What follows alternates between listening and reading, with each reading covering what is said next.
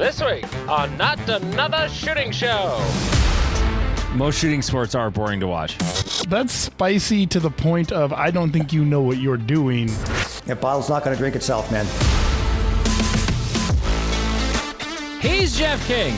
I'm Andy Erickson. This is Not Another Shooting Show. We go to Fulton County, Georgia, which is Atlanta, pretty much. By the way, we're going to have a guest from Atlanta on today. Andreas Yankopolis will join us here in a little bit on the show. A Fulton County District Attorney's Office investigator, that's a very long title, in quotes, accidentally shot herself while at the county courthouse on Friday, according to a press release from the sheriff's office. Oh, no. Accidentally shot herself. The only thing we know for sure, she was not cleaning the gun. So... Or she's just sitting in the back, just cleaning her gun before she has to go testify. She was not critically wounded. A Fulton County Sheriff's Office deputy responded and administered aid until EMS arrived. There was never an active threat at the courthouse other than the office investigator who doesn't know how to handle a firearm. Atlanta police said in a release the DA investigator shot herself in the leg and the situation is under investigation. So, there's a part of me that wants to joke about it, but more than likely what happened is either it was a bathroom incident or I know in some places even though they are police officers, they're still required to like put their gun into, like a lockbox or whatever. So she could have been put in the lockbox, took it out of the lockbox, finger and trigger guard, goes to put it in the holster, boom. I always thought that was weird that I never saw that until I saw the show Cold Case, which takes place in Philadelphia, that when they go into their office, everybody's gun goes in a locker. Yep. I feel like it was in NYPD Blue or one of those cop shows. I remember them de-gunning as they went in and out of the police house. Well, how can you have a desk pop then, I guess? Right? Maybe that's what makes them so special. Yeah. But then if somebody gets in there with a gun, then what do you do? Then how dumb are we? We're in a police station without guns. Well, then you start throwing hands. Yeah. I mean, there was a video of a dude that was sitting at a police station, and they didn't realize that he was a suspect under arrest, but wasn't cuffed for some reason, and he jumped up and took a cop's gun out of his holster as he was walking by because the cop was like, "Oh yeah, he's just a dude, whatever," and pulled his gun, and I think he tried to kill himself, but he couldn't work the safety or something like that. But okay, now I want to talk about my favorite thing I saw on the internet this week. Oh, goody. No, you've seen this. This was fun. Yeah. Bob Vogel. He posted a video on Instagram. He shot 2 balloons off the top of his hot tub from underwater. He's sitting in his hot tub with a Glock 34 or 35 underwater, and he shoots the balloons from underwater. I'll read the caption. He said, "Been wanting to try something like this for a while now. Tonight was the night. Only other time was in a big pool at a rented house in Vegas at Nationals in 2010. May seem like a stupid stunt, but it was actually thought out and also quite fun. I agree, Bob. Things of interest to know. You don't need ear protection. 6 to 8 inches underwater, about like a .22 rifle. 2 feet under, like a BB gun. Glock cycles just fine, but federal primers are needed for 100% reliability." Both guns were stock Glocks with stock springs, no maritime spring cups. Were you aware of the maritime spring cup in Glocks, Jeff? I was not. I know a little bit about the physics of trying to get a gun to work underwater and how pointless it is. There's holes in them or something. They're a little different from the regular ones. Anyway, pistol bullets go only about 8 feet underwater, so they lose velocity super fast. I doubt shooting through more than 2 to 3 feet of water would penetrate much of anything. Mythbusters proved that. Yeah. No, that's the coolest episode of Mythbusters. If you've never seen the episode where you're talking about the D-Day Normandy episode, right? Yeah, well, yeah, I think they did it 2 or 3 times. Oh, did they? I only know of the one where they had a. So because there's one where they're shooting into water. Yeah, that's the one I'm talking about. And I think there's one where they're shooting in water. Oh, I never saw that one. Well, I could be wrong. Like, I mean, they were on for like 15 years or whatever. They so had a few episodes. They had a lot. No, if you never saw the D-Day, the myth they were attempting to bust was soldiers on D-Day were safe from the machine guns in 3 feet of water. Yep. And so they tested it. They tried to test with a shotgun, but the shotgun blew up the tank they were going to try to use, and they just abandoned the shotgun because it just.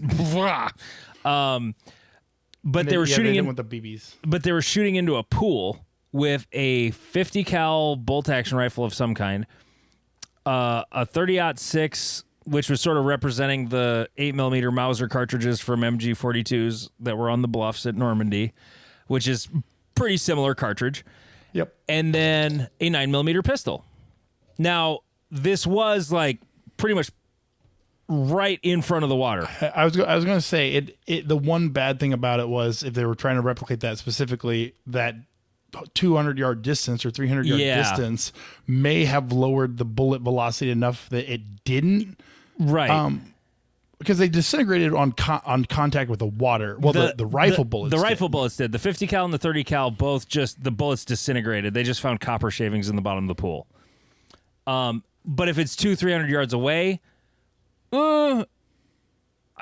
you're right. I wish they would have tested that because it may have slowed down enough. Right, but where and how are you going to test that? Right, but also it's only like 200 or 300 yards away. I don't know much about 50 cals, but I've shot a lot of 30-06, and at 200 to 300 yards, that thing is, if it was like 2,800 feet a second at the muzzle, it's probably like 23, 24.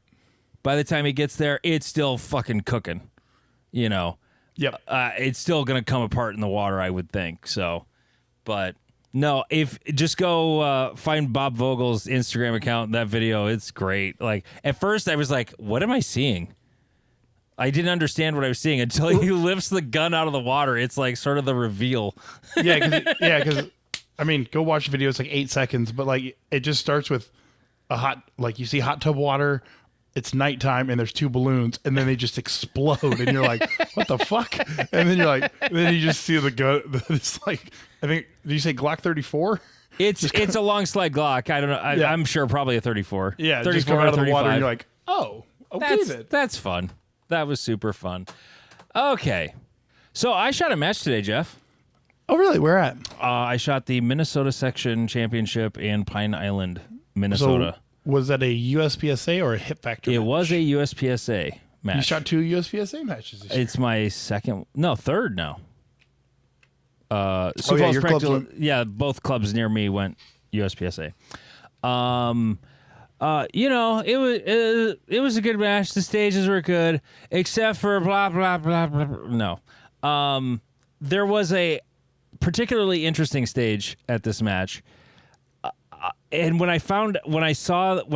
was actually the first stage I walked because I got there late last night. It was a 3.5 hour drive to Rochester to stay at the hotel. So I got there like 10 o'clock. I had a bunch of stuff to do yesterday. So I didn't get a chance to walk the day before, but I got there right away at 6:30 when they opened the gates so I could walk stages. And stage number 1, the first stage I walk, and it's a part-time stage. And I'm like, oh, okay. But like, even though I read it's a part-time stage, I start walking the stage like I'm actually going to be shooting a stage. No, it was 10 targets and you had 10 seconds and you were starting in a chair, gun on one table next to you, mags on the other, and you can put as many mags there as you want, but you really only got time for one. So stand up, grab gun, grab mag, and then 10 targets. That's as someone who sets a lot of part times, that's a spicy meatball. That's spicy to the point of I don't think you know what you're doing level. It was, at face value, I was resistant to like it, but it was really fun to shoot. Like, oh, part time. It was so fun to shoot. So to those who don't know this, like I am the match director for a sport called Pro-Am, and it's based around the concept of par times. Nothing gets your heart racing like, oh my God, how much time do I have left? Like I gotta go. So basically there were 3 positions where you could kind of shoot stuff. There was 2 sets of walls with just an alley down the middle for a shooting area. And there were 2 to the right was the first array. And then in the second batch, there was 2 on the left and 1 on the right. And then at the last array, there's 5 spread out in the back of the bay.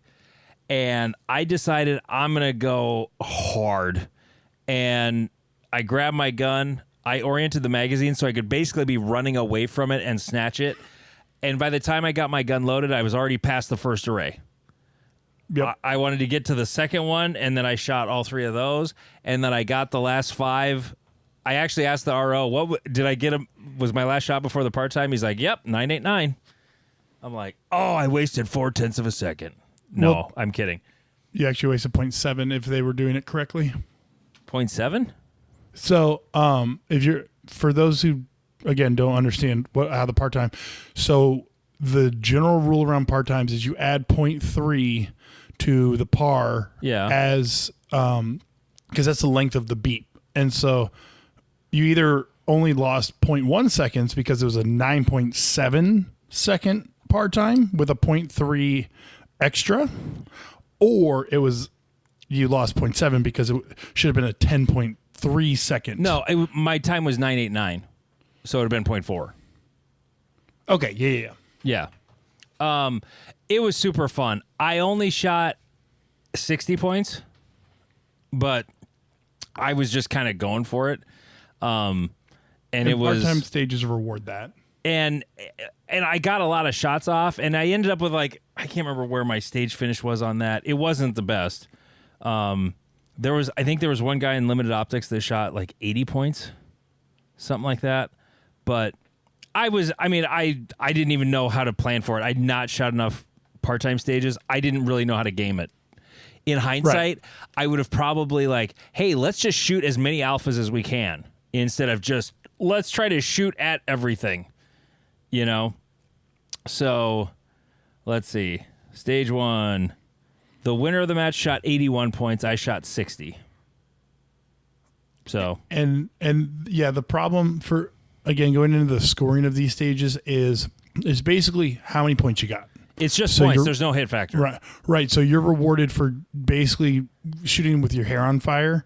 We had a guy. We ended up running a part-time one because we have a guy from my club that basically he sees a stage at a larger match, and he's like, we're doing that at our match. And so we did a part-time stage, and the guy who won it was just the dude who could put shots on every target.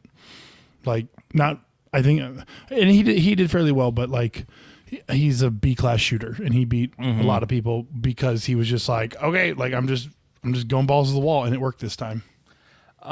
There were a lot of the stages at that match were the first handful of stages weren't. They were fine. There was nothing wrong with them. There was nothing particularly memorable or interesting about them. They were fine level 2 stages. But there were a few stages that were really cool. There was one where it seemed like it was an L-shaped shooting area, and there was only 19 rounds, and the start position was all the way at the end of the alleyway. And a very popular plan was at the start, just haul ass to the back left corner, shoot everything forward. And if you backpedaled, you could kind of backpedal on the move and shoot 4 targets right away, or you could take 3 hard backward steps and plant and shoot 4 targets. And that was the plan I chose. And then you retreat a little bit further, and you get the one that's around the right corner it was a tux target, and then there's 4 more paper and a steel that you get moving to the left. And I ended up with a stage win on that one.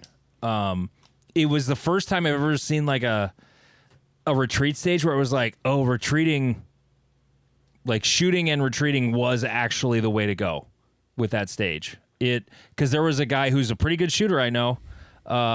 He took off for the back. It cost him 3 seconds. Yep. It And a lot of times that is, if you can just move aggressively, it is oftentimes better. But this one was particularly interesting because it did not reward that, unless you were real fast.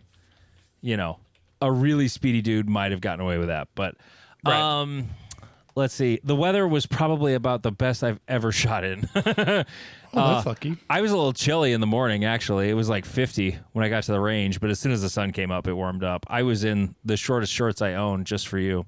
And I was a little chilly early on, but it warmed up.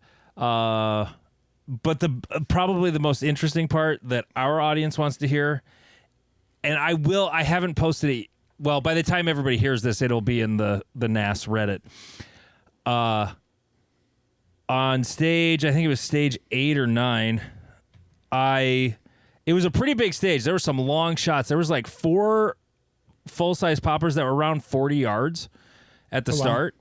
There's some long shots in it, and it was just sort of like L-shaped stage positional shooting for the first part of the stage with those 4 poppers at the beginning. And then there's a whole array of shit at the back you kind of got to figure out. Like, how am I going to attack this? And everybody had a different plan, and none of them are wrong, So I'm trying to make sure, like I got it ingrained in my brain. I'm ready to go, and I shoot the first 4 steel. I move to the left, shoot the paper, and then I'm not supposed to reload yet. But for some reason, I reach for a magazine, and I don't grab one. Instead, I just knock my reload magazine to the ground. And, I'll grab the next one. And that's my Barney magazine. And I hadn't refilled it since I shot the previous 5 stages. So I have like 15 rounds, 16 rounds in this magazine. And I insert it in the gun, and I start to engage the next 2 targets. And as I'm shooting them, I'm like, dude, you do not have enough ammo to finish this stage. So I shoot those 2 targets. And then I do a quick backpedal of 3 steps, and I'm not saying I was trying to run into the RO, but if it happened, I wasn't going to be upset.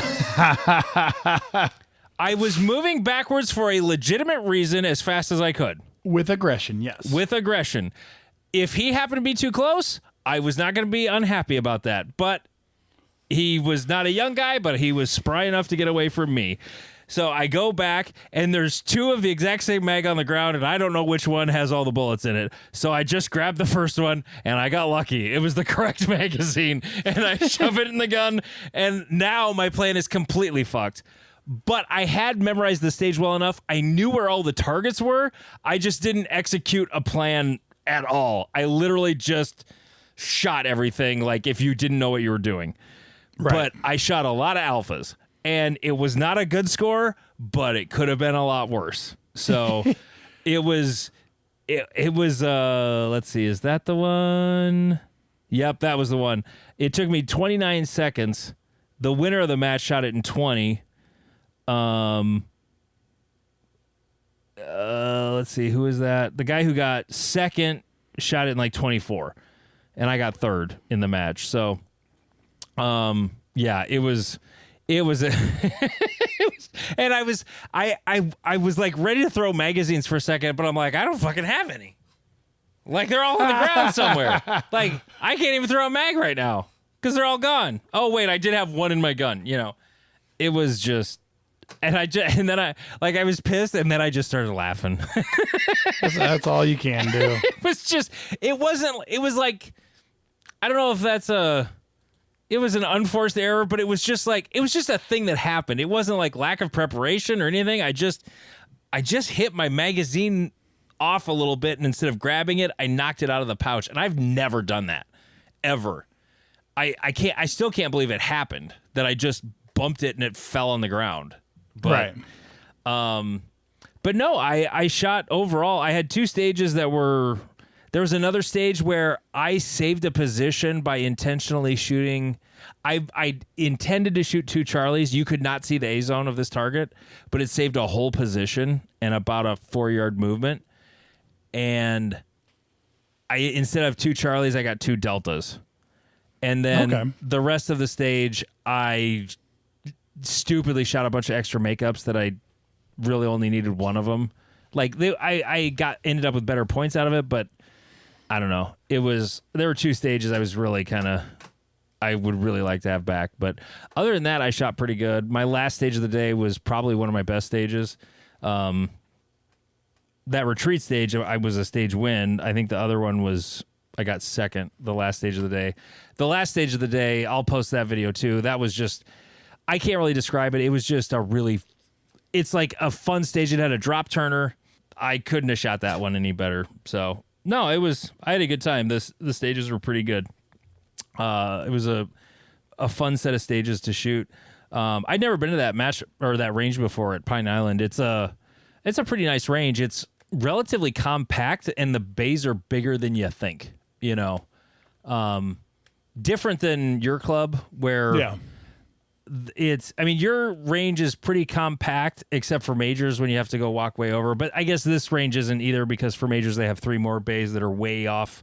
It's a few hundred yards you got to walk, to the extra bays that, you wouldn't normally go to. But yeah, no, it was good time. I got third. Now, in all honesty, there was not as much heat at this match as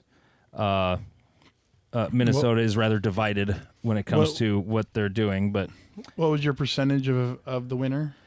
84, I think. Nice. Was he MGM? He was a U. Oh, okay. And I was 2% behind an M. There you go. And I beat an M.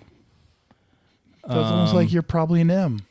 Well, but I don't know if that other M is like a GM and something else, and he's either way, he's still a pretty good shooter. So, yeah. No, but most of the people in limited optics, looks like about half of them do not have a classification. Oh no, it's more than half. More than half have one, I guess. That's interesting. There ended up with there are 3 no-shows, and then there's 1 DQ on our squad. We had 3 no-shows on our squad, and then we had a guy DQ on like the 3rd stage. That was it something interesting, or was it just a 180 Nah, break?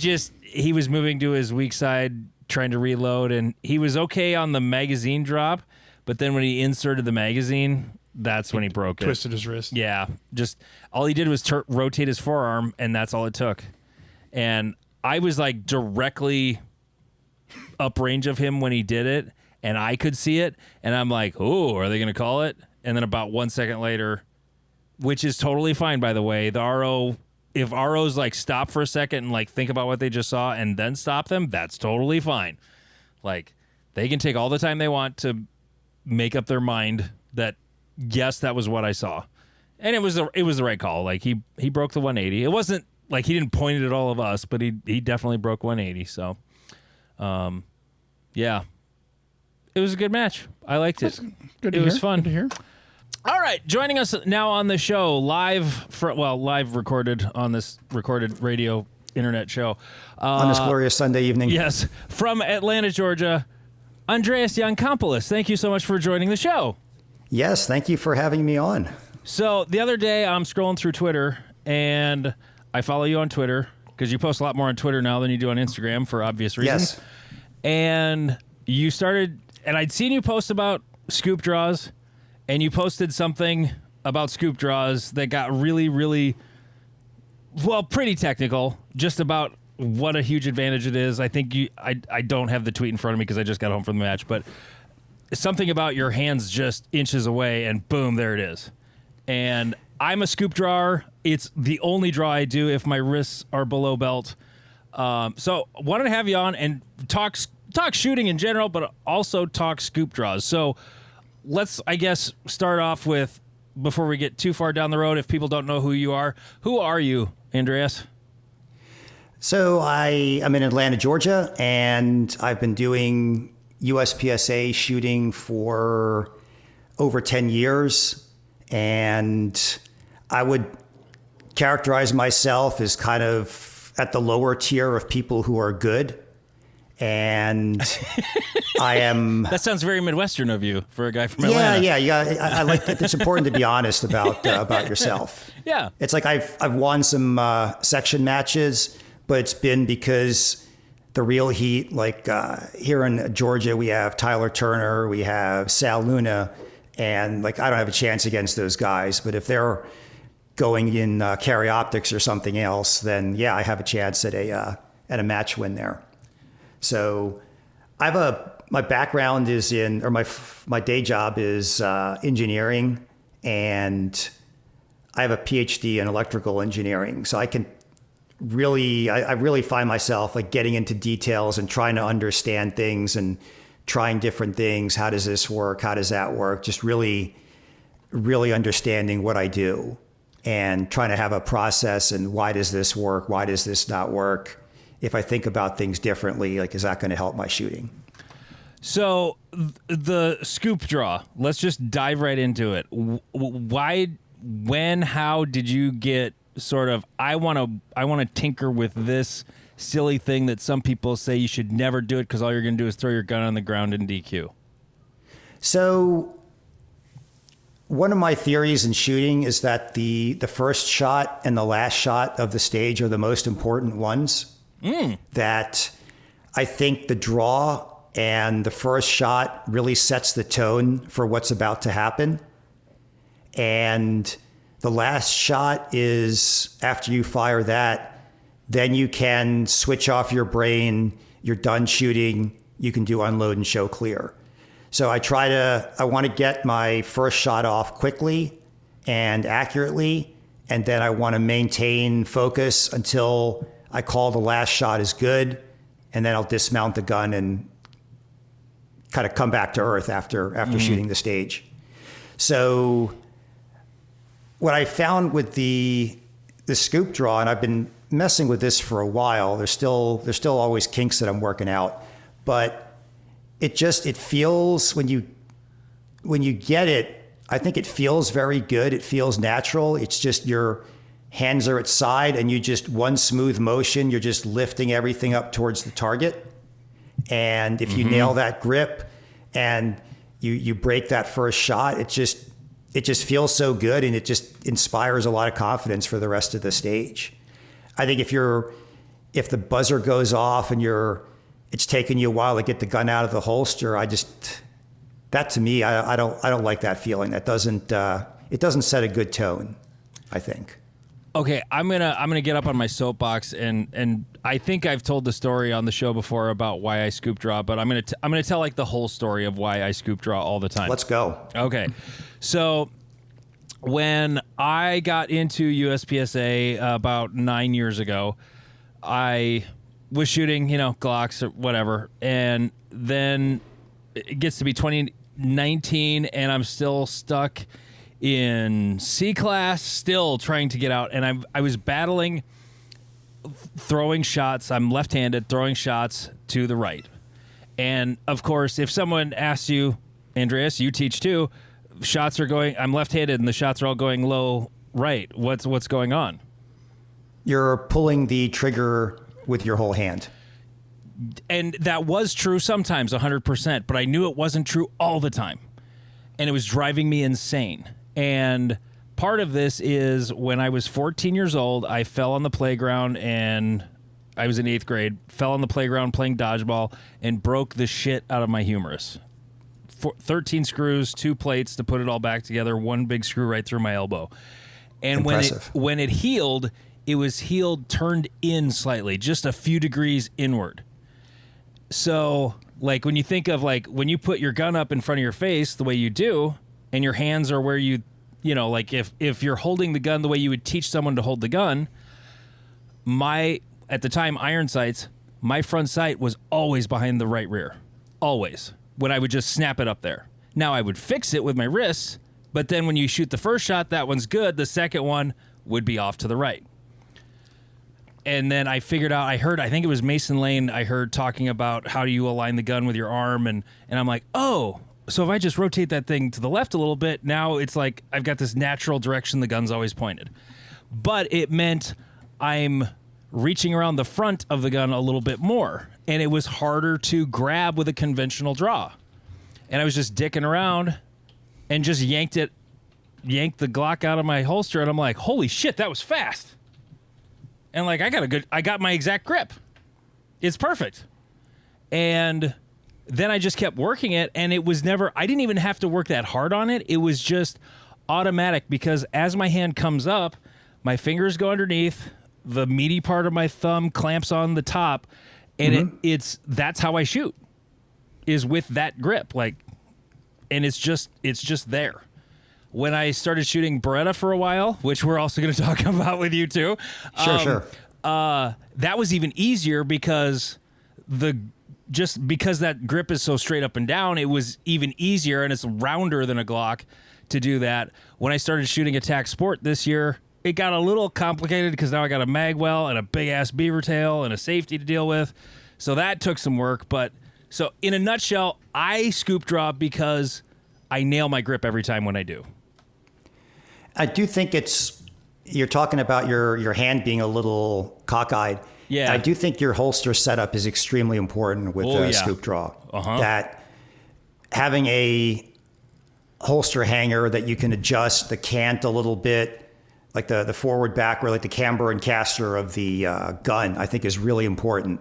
Just so that you naturally have your hands at sides, and at the buzz, when you lift your hand up, that the gun is right there. And you're making fairly even contact along the front strap of the gun.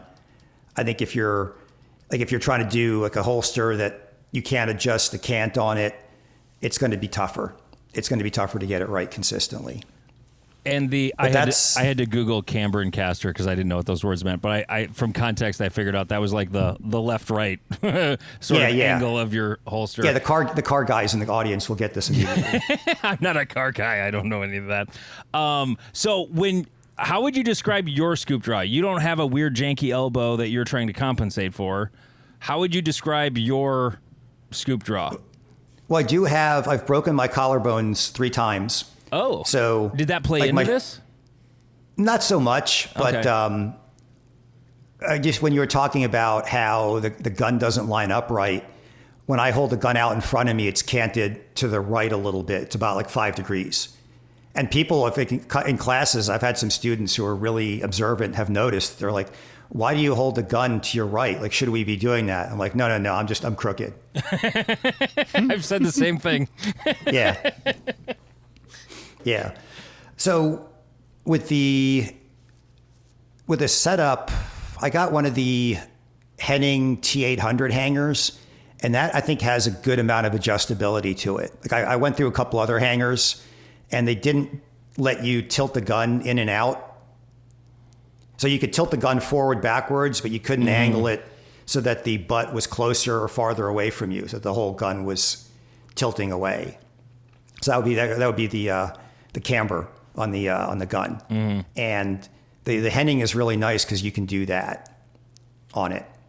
And that's one of the things that let me start connecting really well on the scoop draw, was just being able to position the holster. You kind of just start with your hands at your sides, you just lift the gun, and you just try to repeat the motion the same amount. And I just slowly moving the gun into position so it's right there for you. So that was one of the things that helped a lot. And maybe one of the other things was realizing that, so I'm right-handed, and you can think when your hands at sides, your right hand is 3-4 inches from the front strap of the gun, and your left hand is on the other side of the body. And a pretty common mistake that I see in teaching is they'll get the gun out of the holster real fast, but then they're chasing with their control hand. They're chasing the gun out to extension. And if they're trying to do like a bill drill or something, you'll see the first shot or two, the gun just recoils like wild because they don't have a good grip on the gun yet. And then the gun calms down once they get their control hand on the gun and can clamp down real well.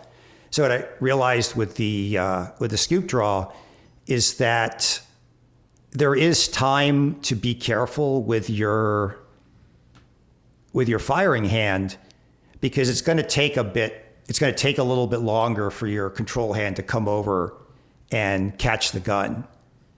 Because one of my mantras on the draw is from Tyler Turner, where he said that he wants to get his control hand on the gun before it's out of the holster. And obviously you can't do that, but I like the thinking there, is that to get it there quick. It takes, and you can test this, and it takes, I don't know, like a tenth or 2/10 of a second when you really clamp down with your control hand. It takes a little bit of time for the pressure to come on. So you want to get your control hand on the gun as soon as you can, just so that you can really clamp down and have that grip firmly established by the time you start cranking on the trigger. Jeff, where's our autism meter at right now? Where are we at? We're definitely at like a 7 or 8. Okay, good. I want to make sure. Do we need to go higher, or is this enough? No, we're gonna get higher. Okay. No worries. No. I love what you were saying about that, because I understood what you were saying. I just sort of phrase it a different way. How I would describe getting my support hand, or what do you call it? Control hand. Yeah, that's like I got that from Rosalind Herstoff, who I've never met, but I was watching some TPC videos, and I think it captures things well, because you're really using you have your firing hand that runs the trigger, and then the control hand's really doing the work to keep the gun in place. Definitely. I kind of think of it as just being a little patient with my firing hand. Yeah. To let it get there. And whenever I teach somebody just a basic draw, your draw is better and faster if you build it in tight to your body than try to catch it. No matter what, even though it feels slow, it's better, more efficient, faster, and more consistent if you just leave your firing hand in until at least your support hand makes contact. You know, if you wait at least that long, then things sort of work really well by the time you push it out. But as far as, okay, I want to go to your... we're not measuring how fast your hands move or how fast your hands get on the gun. We're measuring when the first shot breaks. Mm-hmm. And that's your figure of merit. Like when can you break an A? And if by giving yourself, just being a little bit more careful with getting your fire handing on the gun and getting a good grip established, you can break the shot faster, and you can break it more consistently because you are nailing your grip and the gun's presenting in a repeatable way. You're not having to clean it up as much. But do you think that's because that's what you practice, that you don't have to clean it up? Because I can't scoop draw. Like, I've never found value in it, but like I have a consistent way when I am practicing that like that gun is in my hand and it's up shooting, like ready to go, and I'm not adjusting my grip or adjusting anything. Yeah, I think however you choose to get a consistent grip on the gun, you should do that. I 1,000% agree. It just happens to be, for me, a scoop works better than snatching it. Do you think it's easier to at least learn on like a polymer frame, like say a Glock or M&P, rather than like a CZ? Or because like because I was trying to do it on my CZ, and like I just can't get like my thumb around at a reasonable place, but also up into the beaver. It's a lot harder. Yeah, it is a lot harder. The longer the beaver tail is, the harder it is to scoop. Okay. But I mean, go watch some of Tyler Messenheimer's videos, and he scoops, and that man's draw it's just beautiful. It's just like chef's kiss when you see that. And I think Glocks are especially easy because they have, if you don't put the beaver tail, there's virtually no beaver tail at all. And that was the gun I learned the scoop on. And I remember seeing Ben post a video about the cant of the holster. I don't remember if it was in PSTG or if it was just on YouTube, but I picked up that holster cant from him, like, hey, get the grip more even with your hand with the, like tilt it forward. It's not like the FBI cant, or even just straight up and down. Like a little forward is definitely beneficial. Another thing I figured out though too is when I was still shooting a Beretta, sometimes it would bind up on the holster because it was angled forward. But all of a sudden, like, I go, hey, I wonder what happens if I actually yank the gun in the direction the holster is oriented, like, slightly backwards. and it was the fastest fucking draw I ever did. And just the first time I tried it was like, holy shit, wow, okay, I just learned something. Like, that's important. Like, if you're going against the direction of the holster, it's going to slow you down. Like, you're hitting brakes.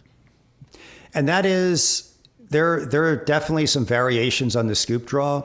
And there were a couple of us at one of the PSTG summits that were working on this. This was pretty early on when I was just starting to fiddle with it. And some people come from straight down and lift the gun like straight up along with their body.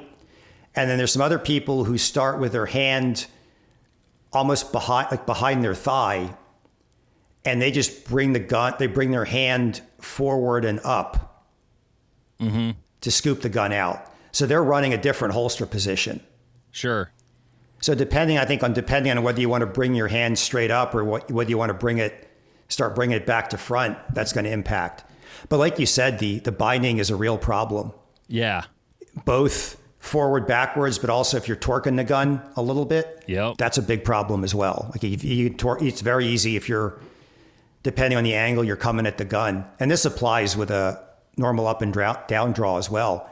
If you're not lifting the gun straight out, but if you're doing a little torque, like you're flaring out your elbows or something, the gun's going to bind up, and that's going to be a problem. Jeff, where's the autism meter now? I mean, we are definitely close to a 10 here. Okay. Like, okay. When discussing the exact canting of the holster for the proper positioning of one's hand, because Andreas doesn't really I don't think understands this joke is so. I'm local to Joel. Like I've trained with him, so like I realize we have two very different styles, and I call it the autism versus the ADHD. I'm very much, I get to 80% and then I just muscle through the rest of it. And he like you and others, you apply like an autistic focus to find the perfect amount of everything. And I'm like, do thing fast, kind of. That'll work. That'll be fine. And then I'm somewhere kind of in the middle of all that. I mean, you start moving your hands faster, and then you look for where are the problems. And if the problem is that the gun is binding up, then either you have to move your hands differently or you need to position the holster differently. Another thing too is if it's one thing if you're drawing and just standing there and doing it, but if you're moving, there was a stage I shot at Minnesota Section today where it was sort of it's the mild DQ trap for the righties, not so much for me as a lefty, but it was a back and mild retreat. And I just snatched that thing up. But with that sort of start, it's out and then I'm moving. Like I'm just sort of leaning as I yank and then turn my hips and go. But I think that's pretty common with scoop drawers. Yeah. That they'll delay movement a little bit and they'll wait till the gun is out before they start moving. But I don't. If I'm moving forward or like if it's forward or off to the straight front and back is actually pretty easy. If you just sort of focus on your hand moves exactly the same, it's just you're going to be moving. Usually my weak side leg moves first. Like it goes backward or forward first because then the gun stays more still. Yeah, but sometimes 100%. I'm kind of turning slightly and starting and I'm still drawn like that. It's just I literally had to practice making sure my hand came like my arm rotated with my body as I pulled it up so that it would still hit that draw correctly. And that, if all of a sudden like, oh, I'm good at drawing and then, trying to draw and move at the same time, like all of a sudden I just shit the bed and I have all these problems everywhere and like I miss my grip and it took forever to get the gun out. First shot is like 3 seconds. Like what the hell? Yeah. Then it's a one-trick pony, kind of like all the dudes who do their CCW draws with their hands like tucked under their shirt, like in the exact same position, and you're like, yes, I too can stand in the exact same place and accomplish. Yeah. I mean, that's the difference between trick shooting and practical shooting. Is that you can there are a number of guys on YouTube and probably gals too that are very good trick shots. Like you'll see them just smoking amazing draws or just doing something that's amazingly well.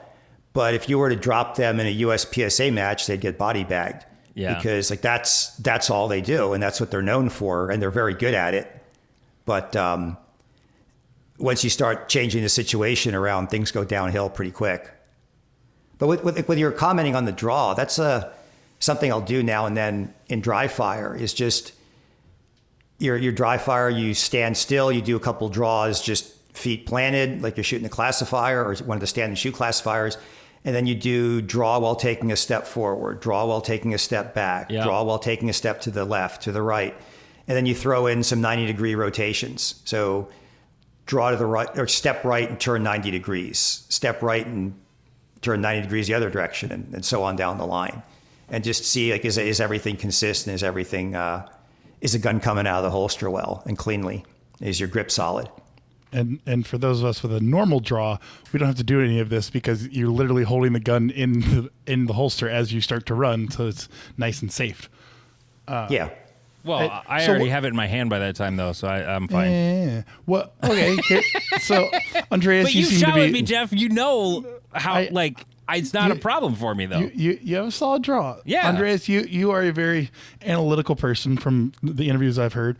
What have you worked or have you observed the difference between your scoop draw and have you worked on a like standard draw, like to see what the time difference is?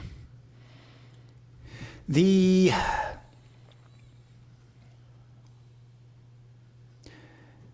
I scoop, I'm getting like a tenth or so faster, and I would say I'm mostly doing it. It just, I like the way that it feels, and it inspires a lot. It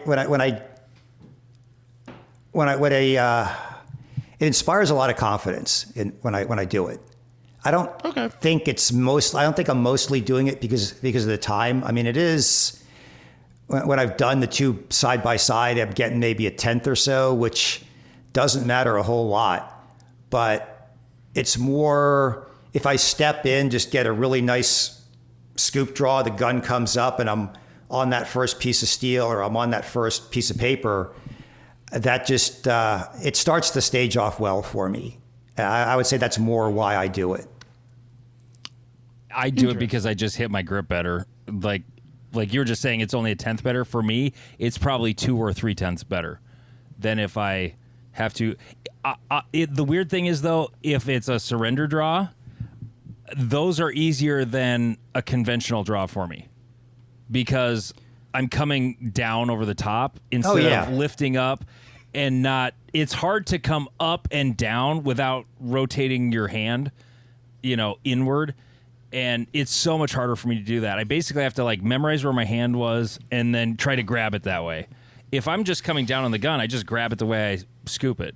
And I think it works with the pretty good. surrender draws, they're also easier because both hands are getting to the gun at the same time. Pretty much, yeah.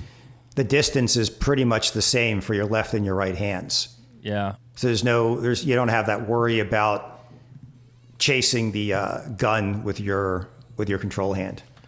Changing gears, something Jeff reminded me we had to ask you about was the Beretta stuff, the epic Beretta post back in the day. Yeah. You are not well liked amongst Beretta fans. Which I find hilarious because you are someone who was like, "Hey, I like this gun. I'm going to run it hard because it's a good pistol." And then that legendary letter, "Our gun is not meant to be run this hard." Yeah. Yeah. I mean, I think I won 2 section matches with that gun. I mean, it's once when it runs, it was great, but between the extractor issues and the barrels just tearing open, it didn't inspire a lot of confidence. So for specifics, you were shooting the 92X or the performance? 92X performance. Performance. I have never seen problems with the aluminum frame guns. I shot at a those regular things 92X. run like tops. Well, kind of. I had a couple of 92Xs, just the regular aluminum guns, because I actually the weird beaver tail on the performance. I mean, yes, they were cheaper, and I was being very Dutch about it, but it was also like I just liked it better. I was going through trigger bars like crazy. Like the factory trigger bars would get chewed up by the hammer hooks, and then it would turn itself into a really nice trigger job until it wouldn't pull the hammer back anymore. And that happened a couple of times with my second gun. My very first gun was like one of the earlier 92Xs before it was optics ready. And that gun was awesome. And I still own that one. That one's still great. The second gun I bought was not as good. It just, and when I kept having that problem, I'm like, screw it. I'm going back to Glocks. And then my gun worked all the time. So Yes. Yeah, I mean, the Berettas, you drop in the Beretta, the competition hammer or the performance hammer, whatever they call it.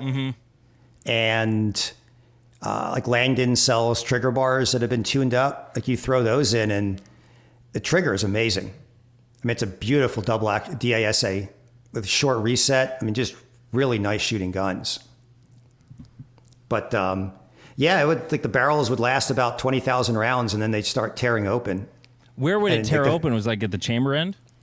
So it would tear, you know, like the way the barrel has there's the extension that the locking block fits into. And if you look at that, it's a very sharp angle, like the front block, like where it hits the barrel. It's like a 90-degree angle, and it starts tearing at the bottom there, and then it just starts moving up, and then the tear goes through because they're stamped with the serial number. Is it welded? Are those pieces welded together, or is that carved from one piece? I don't know. It looks like it's one piece. Oh, okay. But I don't know.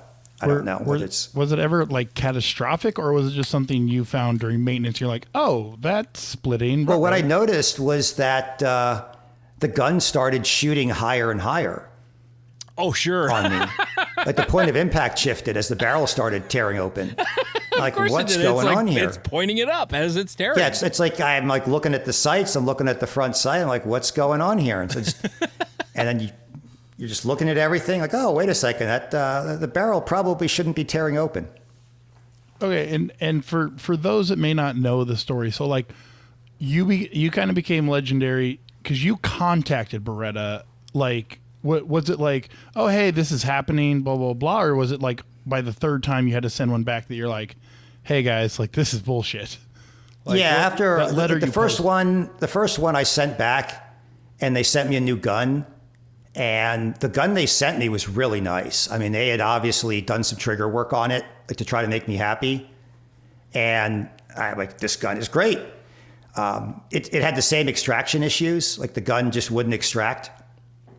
So you can jump through some hoops and make the gun extract. So I did that, and it starts running fine. And then after around like 18,000 rounds, the barrel started tearing open again.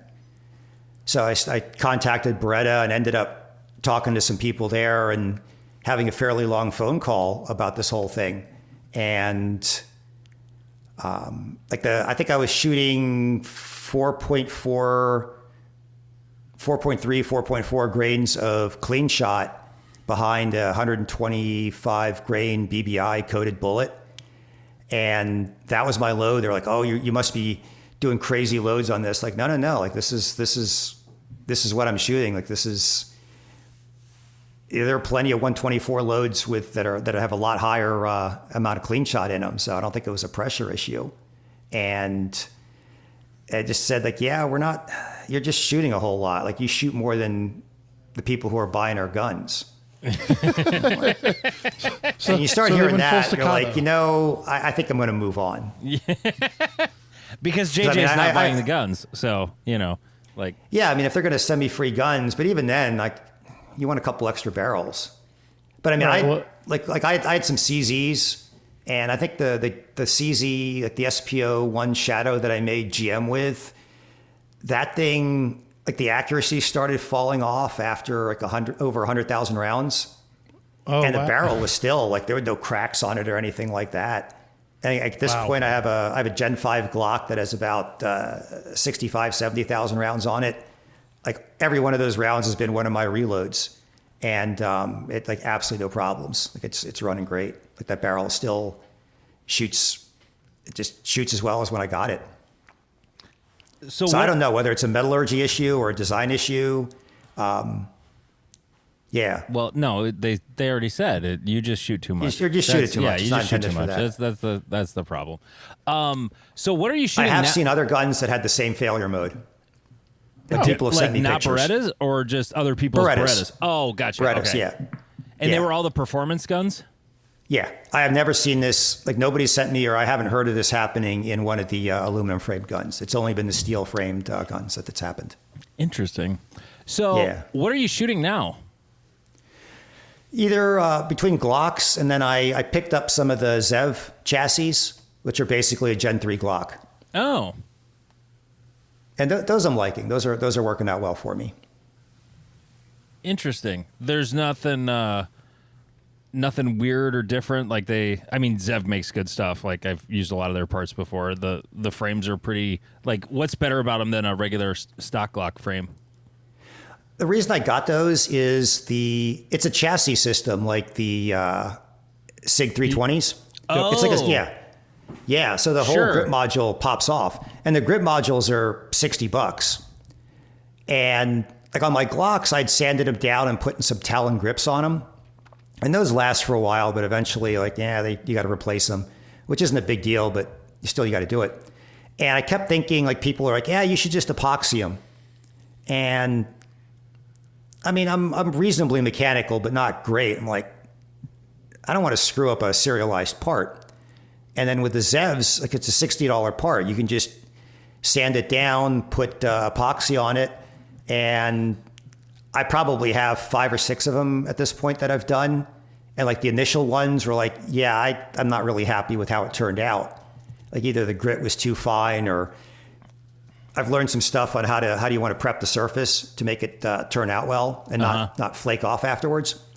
And so now I'm pretty happy with how it's coming out. And again, it's like the ones that went badly, I'm out a $60 piece of plastic instead of a serialized gun part that I have to order through an FFL. That's So interesting. that was I a did real not know appeal that. to those. Yeah. That's pretty cool. Okay, before we let you go, Andreas, I have a little game we want to play.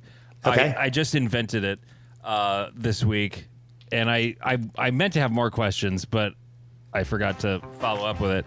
The game is called Name That Gun. So you've seen movies, right? Like you've watched movies before? I do know. I know what movies are. Yes. Okay. And Jeff, you've seen movies? A time or two. Okay. And TV shows? We've That watched one time. television shows?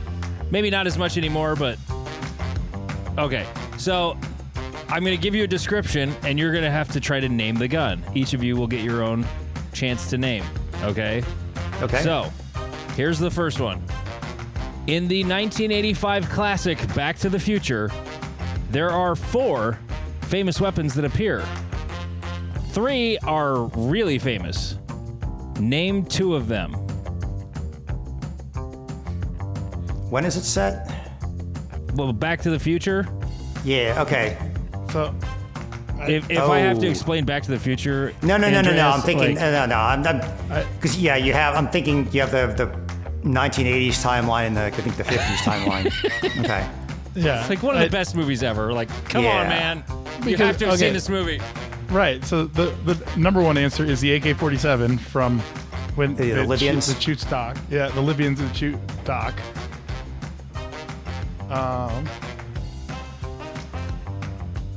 Shit, I haven't seen this movie forever. That's the only gun scene I remember in the film. There's a couple more in the same scene. Oh, then and then the RPG. RPG-7, if The we're gonna be RPG-7, yeah. technically, yeah. But there's one more gun in that scene.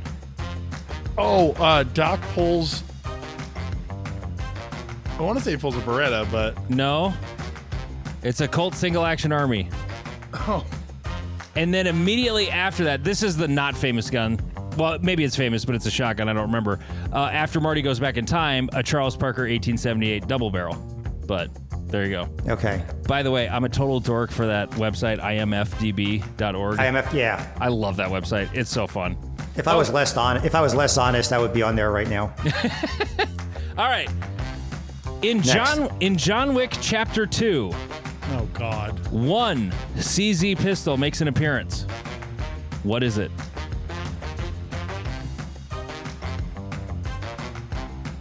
Man, all the John Wicks are a blur. I want to cheat and just say a CZ75, but Well,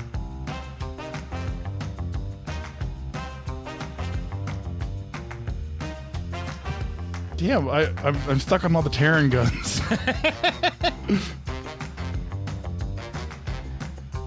okay, don't overthink it. Just spit one out. SPO1. That is incorrect. The answer is, you're going to love this, a PO9. I would never guess that. Yeah. I'm a PO7 owner, so when I saw that, I'm like, that's a fun little statistic. Okay. In the greatest movie ever made, The Shawshank Redemption, Captain Byron Hadley murders prisoner Tommy Williams with a rifle that would not have likely been found in a Maine prison. What was it? It's been 30 years since I've seen that movie. How did you not accidentally see it in the last 30 years? I've accidentally seen it many times, and I know the exact scene you're talking about, but I never paid attention to the rifle. Even when people still had cable, it was on TNT every other day. Or AMC. I watched that movie on Laserdisc. I shit you not. My buddy had a Laserdisc player, and we rented it. Oh, that's awesome. Yeah. A Winchester Model 70. Okay, Andreas? I have no idea. It was actually an M14. Oh. Okay. Oh, that does make sense. Yeah, they wouldn't have the M14 because it would have been in use by the military, and they wouldn't have just given them. Yeah, like a prison wouldn't have just randomly had it. But okay, one more. And I know Jeff will. This was kind of a one I'm throwing in for Jeff. By the way, guys, you're 1 for 3 so far. Yeah, we're not doing good here. No. So, in season 3 of NCIS, Oh, forget it. Ziva David shoots her brother with this Sig Sauer pistol, which was produced from 1988 to 1997. P226. Incorrect. What? P228? P228 Ah. is the correct answer. Not an NCIS fan, Andreas? I've never seen an episode. Oh. Wow, that's almost more impressive just because it's on like 7 different channels. Yeah. Like not knowing. And they're up to their like 8th spinoff. And they're still going. Season 22 coming this fall. Oh, Jesus. Yeah. Well, that was fun. We'll do that one again, Jeff, for sure. Name that gun. Oh, goody. Yeah, that was fun. Andreas Yankopolis, do you want people to bug you? And if so, where should they do that? Website's probably the best place to find me. I have all my social media linked to there, along with I keep a list of shooting resources that I send people to, like a bunch of videos and recommended books, and then have a class schedule. The website is yank.to, yank.tango Oscar, and you just click on shooting or firearms, and it'll take you to all that. All right. Well, nice to meet you over the internet. Absolutely. Andreas, this was a blast. Love to have you on again sometime. I would love to be on again. And thank you so much We for can talk joining the bourbon show. next time, too. Oh, hell yeah. Hell yeah. I'm sorry. Oh, yeah, you're drinking Laws. I was drinking Buffalo Trace. I'm kind of boring, but I have a really big bottle of it, and I'm running low on my other favorites. So That bottle's not going to drink itself, man. nope, it's not. Andreas, thank you so much. Absolutely. All right, Reddit. It was a good week for Steven, who doesn't want us talking about him that much, but too bad. He made Master. No more sandbagging. Yeah, he made Master. And then it was Austin who posted the Steven the night he made Master, and a guy with a jackhammer is like, ah. Oh, God, I love our Reddit so much.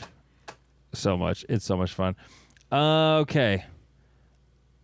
I was quick scanning to see if there was any other stuff that we had not, that was just like posts outside of the super thread. Oh yeah, I literally have all my Shadow 2 parts except my slide is at Stonebridge Gunworks. I talked to Vince yesterday and he got it, and so he'll be working on it this week, and hopefully I get it sooner than later. But I got my grips in, I got my mag extensions, I got the MBX followers. Is that what you use, Jeff? Yeah, for your standard style mags. Yep. Yeah, and I didn't know this. MBX makes like whole length Shadow 2 and Tac Sport magazines, like 140 millimeter. Those are my standard go-to now. I don't. If you're going to order them, I like them very much. Get the stainless steel finish, not the I think polymer finish, whatever the black finish is. I've had trouble with those ones, but I don't know if it's the follower or if it's the texture gives it too much friction to fall out freely. Oh, do you ever like spray silicone on a mag brush and run it through your magwell and your mags? I do not. Oh, I used to do that with Glocks just because sometimes the plastic binds up when it gets a little dirty. More so for the magwell of the gun than even the magazines, really. But right. But no, everybody's like, oh, I got a set of lock grips I'll sell you. I heard that a few times. I'm like, no, I like the Henning grips a lot. Like a lot. They're rough, but they're not going to injure me. So, I that's what I have on my Tac Sport, and so that's what I ordered for my Shadow 2, and I went with the red motif because I haven't done red with anything yet. So, there you go. I'm gonna have to change a holster out though. I got my holster. I went with the basic bitch CompTac holster because I knew I was gonna have it quickly. Honestly, yeah. That's like whenever I get a new gun and I'm screwing with it. Like when I got a Canic, ordered a CompTac, $60. You know, they're fine. They're fine. They're a good holster. They're not sexy. They don't have a fancy clamp or screws, or, thumb screws. They're just good. They do the job. Okay. Into the super thread. Where is it? Oh, wait. Oh, good hell. There ended up being a lot in that. Well, maybe we'll say that for later. Vince posted a great one. Okay, so in the super thread, Steven. Hey, if you don't want us mentioning you, Steven, quit posting shit in the Reddit. How do you guys set or manage expectations for majors? Do you use process-oriented goals like I'm going to shoot X points today, or outcome-based like I'm going to obliterate this random Midwesterner that doesn't know I hate him? Well, That's Steven, a specific conversation. I already said this in the Reddit. I'm not going to tell you. Clearly, what I did at the 2023 Iowa Section Championship worked very well. So, I'll tell you how I manage expectations. So you have none? That's the best answer. If you walk in, you're like, I'm going to get my dick stomped in because, Lane, Cody, Nick Walden, the Super Tim Dundry, Ben Eggleston, the gang shows up. You're like, I'm not winning this. And so you just show up and you shoot. Like, don't put pressure on yourself because it doesn't help. That's the biggest. So like, I'm pretty bad about, I don't have issue looking at my score during the event. I don't either. And so like, I can tell, like, if I have a bad stage, my brain is like, well, whatever you thought you might get to do, you're not doing it today. And It just becomes, okay, continue to shoot. And so I try to take each stage like, all right, how did this one go? Okay, it didn't go well. Move on to the next one. And it's tough because me and my buddy were talking about this today, is like, you have something bad happened on the stage. You had a malfunction. Your mag release came loose, or you activated your mag release when you didn't mean to, and then you had a malfunction. So for the rest of the match, you're like, oh man, make sure your hand doesn't get close to there, whatever. But other than that, like, I know I have a pretty good idea of where I'm going to finish. Like, and I'm not don't lie to myself throughout the day. I'm like, yeah, I'm going to finish below Lane and Cody and Joel, or maybe Joel, and like. You said a couple of things, and I'm like, good God, I need a notepad to like write down things. Like you remind me to, or you gave me ideas of things to say. I'm going to say the first one that I already wrote down. Mag release. I found out a bonus with attack sport. My safety is so fucking big. The mag release is not a problem anymore. I can grab that gun as hard as I want because the mag release is not touching the table because the safety is so freaking big. So I half agree with you when it comes to that. Because when this is 100% true. This was my attitude when I went to Iowa last year. I'm gonna fucking win A class. That was 100% my attitude. I knew I wasn't beating Lane and Cody and all those guys. I knew I wasn't, but I knew I could win A class, and that was my attitude. And I think confidence is good. Lying to yourself doesn't help, but actual confidence, a little bit of cockiness internally is good. Like, I would never be cocky outwardly unless I was just trying to show up Steven or Jeff. But like some inward cockiness or confidence, either way, I think is a good thing. No, you're right. Going into the match with a confident, where you'll see that confidence is your ability to move off of a target or come into a position, smoke a target at 7 yards with 16 splits and move on without ever planting both feet. And when you get into a match and you are doing that, it's great. Mm-hmm. I don't know that I've ever walked into a major that confident before, but I don't do the work to build that confidence.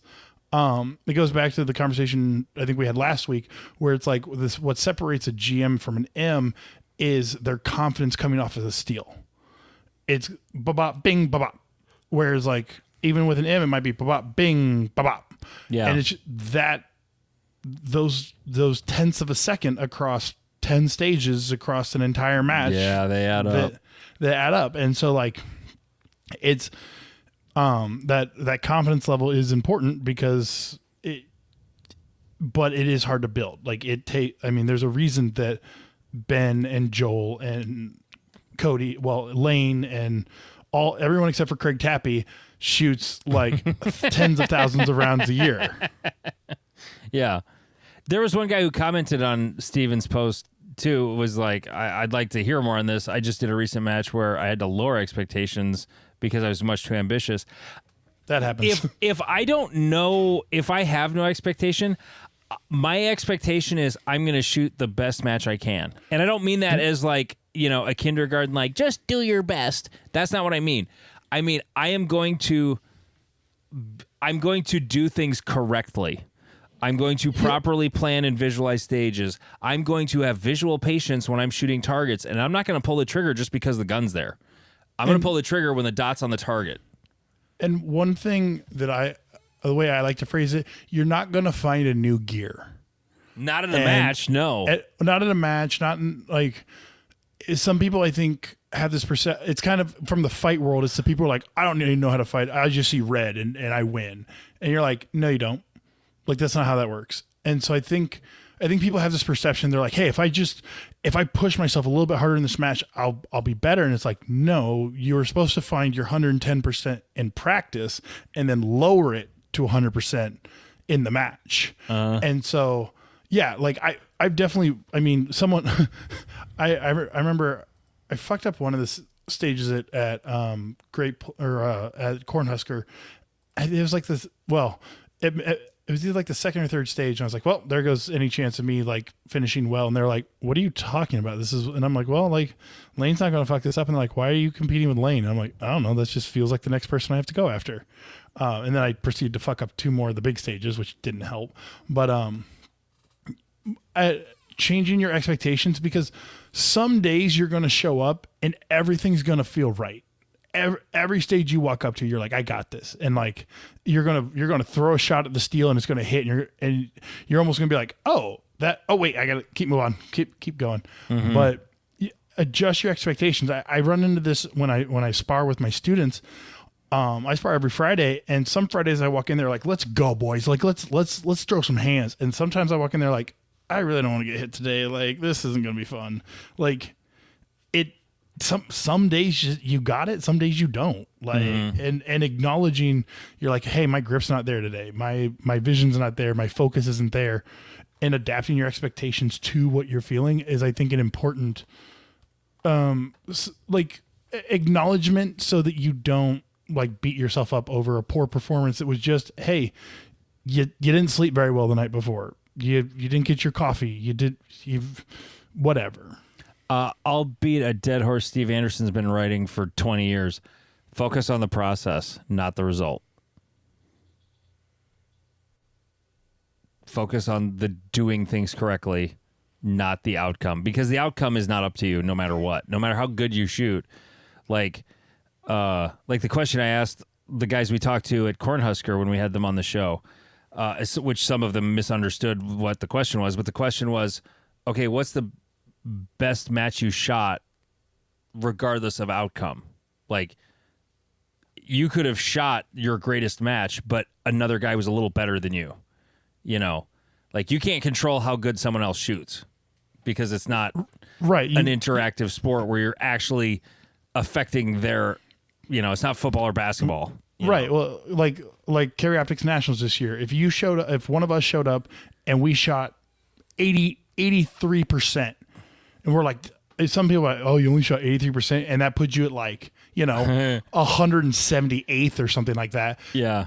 But that was against I'd have Eric been pretty Grafel. fucking happy with 83%. Right. Of and Eric 100 Grafel. something percent of Eric Grafel. 100. Right. Yeah. And so it's like, putting that expectation of like, that was the best match I've ever shot. Like, to your point, well, and part of it is the difficulty of the question is, the best match I remember ever shooting, and it goes back to that expectations, is I was shooting production. I worked a night shift, so I hadn't slept, and I ended up beating Joel because he had a mic on one stage. So I beat him, by like 2% or whatever. Yeah. Best match I ever shot, and people were like, "Dude, like there was you found another gear," and I'm like, "I just want to go home and go to bed." Like I couldn't. I wasn't. I was just like, show up, do task, be done with task, go back and sit on the bench. Yeah.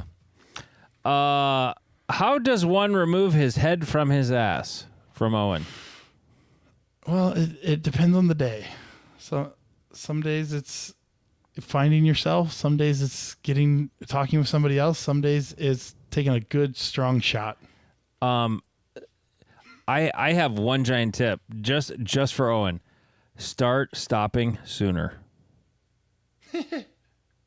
Stop sooner, because then you'll actually not be moving when you run into the wall. Also, make sure that your optics plate is bolted down. Yeah. Oh, dude, I forgot. I had a permit class the other day. This dude was shooting an M17, and his rear sight went to Jesus. I didn't know this about those, and I don't know if it's true of the P320s also, but the rear sight is screwed into the cover plate where an optic would go. And it screws in from the bottom, not down. Oh, that's interesting. Yeah. And so his rear sight just flew off and gone. I didn't know that was a thing, but yeah. Let's see here. What are your guys' opinions of the results of Americans competing at the Olympics versus the Rifle World Shoot? My opinion is that Americans don't actually have a shooting culture. They have a collecting culture, and the other countries have a shooting culture because that goes into their laws. And the difficulty of the Olympics is measured by tenths of percents. And so the best American could have shot 987 out of 1,000, but only people who shot 990 out of 1,000 were allowed in. Still one of the best shooters in the world, still one of the greatest shooters of all time, but still, like, it just didn't make that one cutoff. Did you know at the Rifle World Shoot there was a manual bolt action part I did not, of the match? I'd be honest, I don't know much about it. I saw some of the I think I saw a couple stages, and I've seen people congratulating some guy for winning, but I know very Kyle little about Litzy, an American, did win the IPSC World Shoot, Rifle World Shoot. and it wasn't he shortly followed up? Wait. Well, he won. He was the overall individual gold medal winner, and the American team also won in the team portion. Okay. So, Yeah, and so like I think very highly of the people who participate in this, but I don't know anything about the like IPSC rifle world. And again, it goes back to, well, no, it's just asking what are our opinions on the results of the Americans competing at the Olympics versus the Rifle World Shoot. The results of them competing there, well, the results are we had an American, I think, beat a Finn by like 2%. yeah, Like it's one of those things is we want to like take like national pride and we're gun people or whatever, but it's like the Finn, like Norway has a televised bolt action like precision match. So it's like we have a perception of the rest of the world that they don't. They're communist, liberal, whatever, that don't like guns. It's like, no, they have very deep, especially rifle cultures. yeah. And so, I mean, Switzerland has the largest rifle match in the world, or the largest like match in the world, because every year they get together and they have like a 300-meter military rifle match that everyone in the country is technically like able to participate in, and so everyone shows up and shoots their rifles and goes home. But like, my opinion is that dude won and had a good day, and go him. And Yeah, I whoever don't really came in have second was an awesome shooter as well, and props to him. Like, I don't know. I don't have strong opinions on this. I do have a strong opinion on this question. What Olympic shooting sport would you want to do? Without question. I already know I knew the answer to this as soon as I read it. Biathlon. Oh, I was going to say the same thing. Yeah. Biathlon. Biathlon is the one badass shooting sport in the Olympics, because you have to cross-country ski, work your ass off, be fast at it, and then you have to shoot a rifle. And I think It's is hard. Is there a summer biathlon? No, it's just winter. I'm pretty sure. Like the Summer Olympic shooting sports are all for pussies. The real hardcore people are shooting biathlon in the Winter Olympics. Like that's the sport the Olympic shooting sport I would want to do. Otherwise, you just have to practice a lot. You don't have to like actually be an athlete. And to me, the Olympics, I'm not saying there's not skill involved. And when people get really crabby when you call NASCAR drivers or cheerleaders or trap shooters and you don't call them athletes. Well, right. Honestly, cheerleaders are more athletes than NASCAR drivers are, but you get what I mean. Yeah. People have different perceptions of what is athletic or competitive, yada, yada, yada. Because some people say like USPSA isn't an athletic event because we don't actually, like, you can be a grandmaster and be 400 pounds. Yep. If you only do stand and shoots. Yep. It's entirely possible. But yeah, that's the...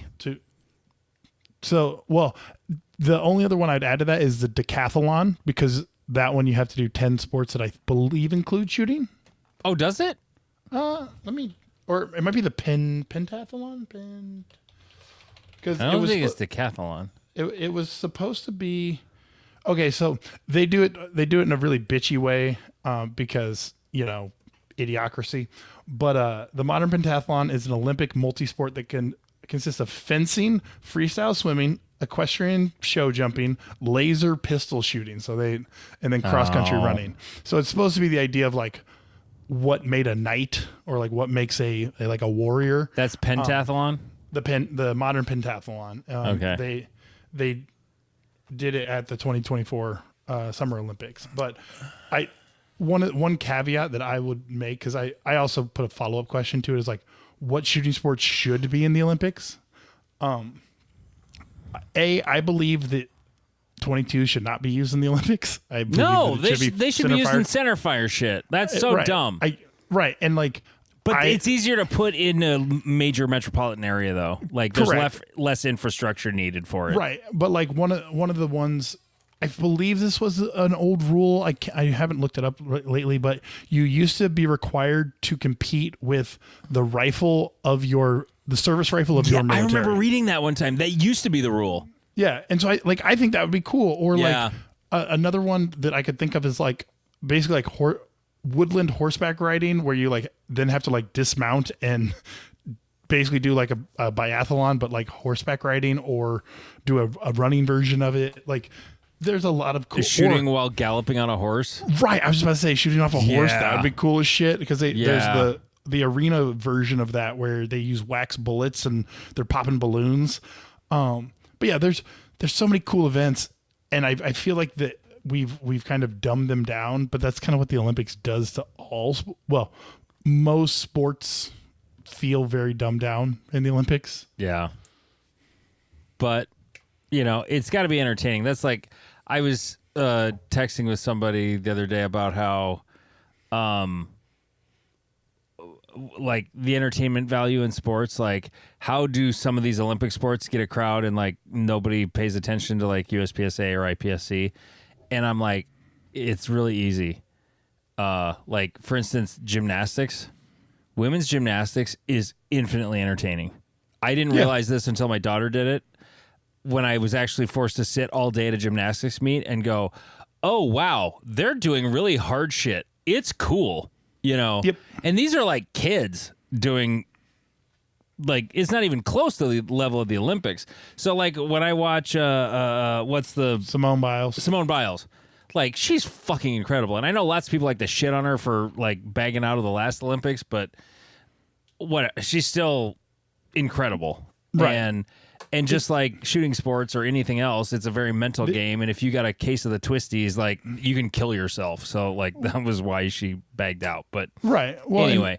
And one of the other parts of the conversation is what is watchable. And so, like, USPSA and IPSC is not watchable. It is in its current form. If there's a way for electronic scoring to happen and there can be a running total on the score, then it would be watchable. Well, to a degree, but then you also have to explain hit factor scoring. You have to explain. You don't have to explain it. The people are just seeing the points add up. Like, they just see the hit factor going up and down on the bottom of the screen. But like I don't understand. I don't understand hockey. Millions of people love it. Like, hockey makes no sense other than puck in net. Right, but that is the simple part of it. Puck in net. 99% of that sport is like dudes skating in circles. And then they just all of a sudden stop because the whistle blew. It's like, why'd the whistle blow? Well, there was icing. Well, what the fuck is that? I don't know. Oh, I grew up in hockey, so I'm trying to don't remember understand what it's like hockey at all. To not understand hockey. But like, what the point is like, what makes track appealing? It's who got across the line first. It's simple to understand. Yep. So that's where a sport, say like a knockdown steel sport or something that's very So like, does visual, that mean like, if practical shooting was in the Olympics, it would need to be time plus? No, it would need to be pro-am. Because that I had a feeling you were going to say that. Because that would be cool as shit. But like, it's one reason like trap shooting. I mean, I tried to watch the skeet shooting things, and they're actually too far away to see very well. It's but like, boring. Right, sports that most shooting sports are boring to watch. Yeah, because they really don't are. move. Even USPSA though, like I love practical shooting. It's fucking boring to watch. Yeah, especially the more paper there is, the worse it is. If there's a lot of steel, it's fun to watch. Right. How many times has someone been like, "Oh, I should come like watch you do it," and you're like, "You won't like it." Like I've had aunts and you should come do it. Right. I've had a bunch of people like, "Oh, I should come watch you." I'm like, there's not much to watch. No. Like, it's a lot of walking around putting stickers on cardboard. United Pasters Association. Yeah. The United States Pasting and Scoring Association.